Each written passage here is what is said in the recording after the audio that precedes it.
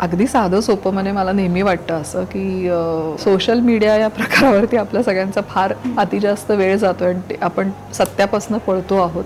आज आपण जे काय आहोत ते त्यांच्यामुळे आहोत, पण तरीही अनेक गोष्टी बदलण्याची गरज आहे. पण त्या आधुनिक भारतातल्या पहिल्या स्त्री शिक्षिका होत्या. काल्पनिक भूमिका करणं आणि ऐतिहासिक भूमिका करणं जी लोकांच्या मनामनामध्ये आहे आणि आदराचं एवढं मोठं स्थान आहे, आभाळा एवढ्या मोठ्या भूमिका व्यक्तिमत्व आहेत ती, तर अर्थातच जबाबदारी वाटते, दडपण येतं आणि उत्सुकताही वाटते. प्रेरणा याच्यातनं मिळेल प्रत्येकाला, प्रत्येकीला. ज्या स्त्रीने एवढा मोठा लढा दिला समाजाविरुद्ध आणि एवढ्या धैर्याने, तर आपल्या आयुष्यातले छोटे मोठे लढे लढताना त्यातनं प्रेरणाच मिळेल प्रत्येकाला, अशी मला खात्री वाटते. सर्वप्रथम मी सीमा कांबळे आणि टीव्ही चक्क रिजनलमध्ये मी तुमचं स्वागत करते. तुम्ही पुन्हा एकदा एका नव्या भूमिकेतून प्रेक्षकांच्या भेटीला येत आहात.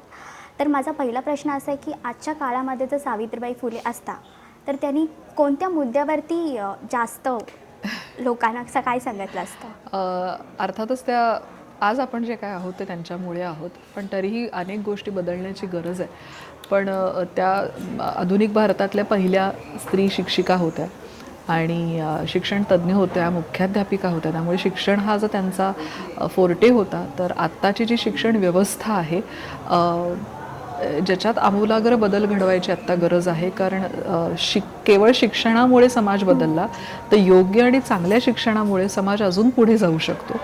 तर सावित्रीबाई असत्या तर मला असं वाटतं की त्यांनी पहिल्यांदी शिक्षण एज्युकेशन रिफॉर्म करण्यावरती भर दिला असता.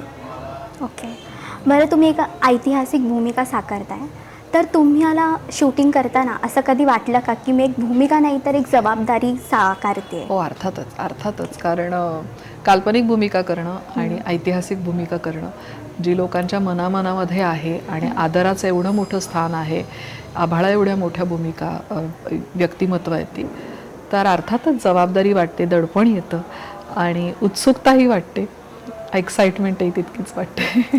तर आता म्हणायला गेलं तर आजचा काळ थोडा बदलला आहे, पूर्वीपेक्षा थोडासा वेगळा आहे आणि सगळं काही इन्फ्लुएन्सर आहे, पटकन इन्स्टंट लोकांना जास्त आवडतं.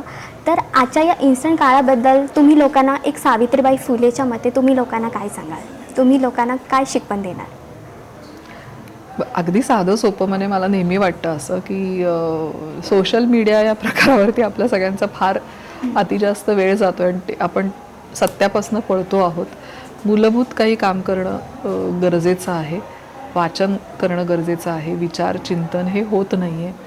तर मला असं वाटतं, मला हेच सांगावं असं वाटेल की आपण किती त्याच्यात अडकतो आहे आणि त्यालाच खरं जग मानत चाललो आहे, याचं थोडंसं भान ठेवून ॲक्च्युअल जगणं, वाचणं, बघणं, माणसांशी डायरेक्टली बसून संवाद साधणं हे करणं गरजेचं आहे. आणि नाहीतर आपला समाज ज्यांनी इतका पुढे आणला तो परत मागे जायला वेळ नाही लागणार जर आत्ताची तरुण पिढी अशी उथळ जगत राहिली तर.